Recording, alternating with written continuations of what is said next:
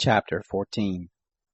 The Lord spoke to Moses, saying, Speak to the children of Israel, that they turn back and encamp before Pihahiroth, between Migdol and the sea, before Baal-Zephon. You shall encamp opposite it by the sea. Pharaoh will say of the children of Israel, They are entangled in the land. The wilderness has shut them in. I will harden Pharaoh's heart, and he will follow after them. And I will get honor over Pharaoh and over all his host, and the Egyptians shall know that I am the Lord. They did so. It was told the king of Egypt that the people had fled, and the heart of Pharaoh and of his servants was changed towards the people, and they said, What is this we have done, that we have let Israel go from serving us? He made ready his chariot and took his army with him, and he took 600 chosen chariots, and all the chariots of Egypt, and captains over all of them.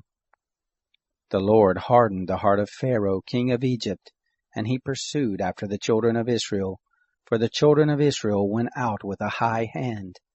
The Egyptians pursued after them, all the horses and chariots of Pharaoh, his horsemen and his army, and overtook them encamping by the sea, beside Pihahiroth, before Baal-Zephon. When Pharaoh drew near, the children of Israel lifted up their eyes, and behold, the Egyptians were marching after them, and they were very afraid. The children of Israel cried out to the Lord. They said to Moses, Because there were no graves in Egypt, have you taken us away to die in the wilderness? Why have you treated us this way to bring us forth out of Egypt? Isn't this the word we spoke to you in Egypt, saying, Leave us alone, that we may serve the Egyptians? For it were better for us to serve the Egyptians than that we should die in the wilderness. Moses said to the people, Don't be afraid. Stand still and see the salvation of the Lord, which he will work for you today. For the Egyptians whom you have seen today, you shall never see them again. The Lord will fight for you, and you shall be still. The Lord said to Moses, Why do you cry to me? Speak to the children of Israel that they go forward.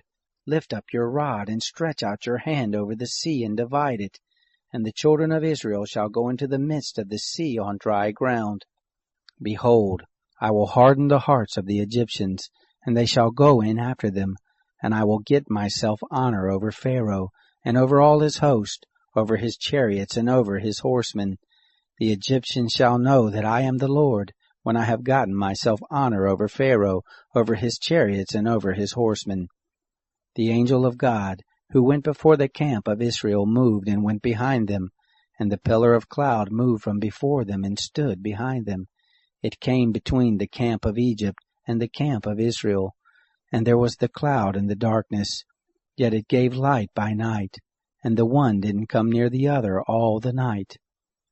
Moses stretched out his hand over the sea, and the Lord caused the sea to go back by a strong east wind all the night, and made the sea dry land, and the waters were divided. The children of Israel went into the midst of the sea on the dry ground, and the waters were a wall to them on their right hand and on their left. The Egyptians pursued, and went in after them into the midst of the sea, all of Pharaoh's horses, his chariots, and his horsemen. It happened in the morning watch, that the Lord looked out on the host of the Egyptians through the pillar of fire and of cloud, and confused the Egyptian army.